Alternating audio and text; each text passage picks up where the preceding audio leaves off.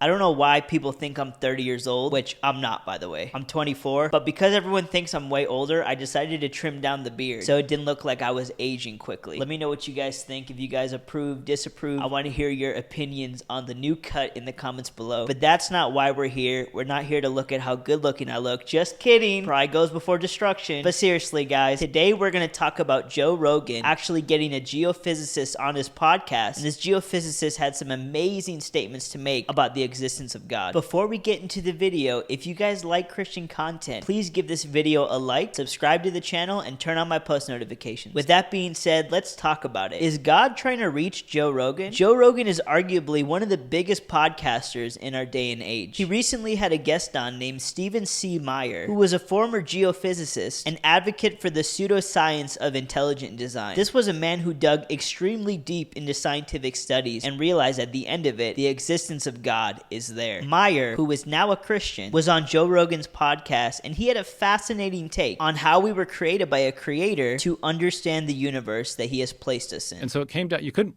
justify the reliability of assumptions we make in our minds by observing the world. You had to use those assumptions to make sense of the observations. But if you presupposed that our minds were made by a benevolent creator who gave us those assumptions in order to make sense of the world that he also made, then there was a principle of correspondence between the way the mind worked and the way the world worked, in which case we could trust the basic reliability of the mind. And this turns out to be one of the key foundational assumptions that gave rise to modern science. It was called the idea of intelligibility.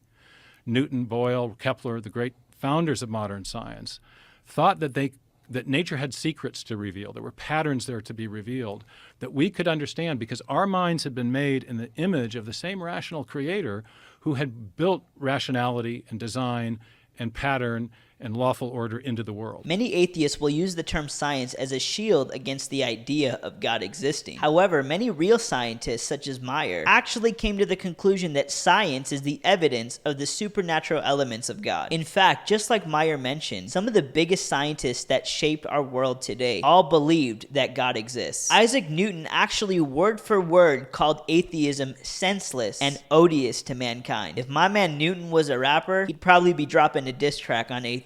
I mean, come on, those are some bars. Those who truly dig deep will come to the conclusion that the denial of God's existence is not rooted in any logical conclusion whatsoever. As Meyer stated in the podcast, we were created to understand God's universe. The universe has certain codes revealed to us that show us that it was created by an intelligent designer. For example, the fact that your DNA has a unique genetic code amongst 7 billion people worldwide, or the fact that your fingerprint is compromised of certain patterns that no one else can replicate, or even the Fibonacci sequence, which shows a numerical pattern in creation that corresponds with a plethora of different elements. Proverbs 25:2 says, "It is the glory of God to conceal a thing, but the honor of kings is to search out a matter." God created us to understand him, and when you do this, you will truly have the fulfillment that you were always searching for. When I came to the conclusion that Jesus Christ was real, it changed my whole framework, but it allowed me to live a beautiful life that was empowered by God's Spirit. I want to thank you guys so much for watching the video today. We're already at 3,000 subscribers. Thank you guys so much. That is nuts. This is only my 4th video. You guys truly mean a lot to me, and I'm very thankful that we got people hungry out there, ready to receive the things of God. If you want to watch my last video, simply click up here, and if you want to subscribe to the channel, subscribe by hitting the button up here. God bless all of you guys in the mighty name of Jesus Christ, and peace out.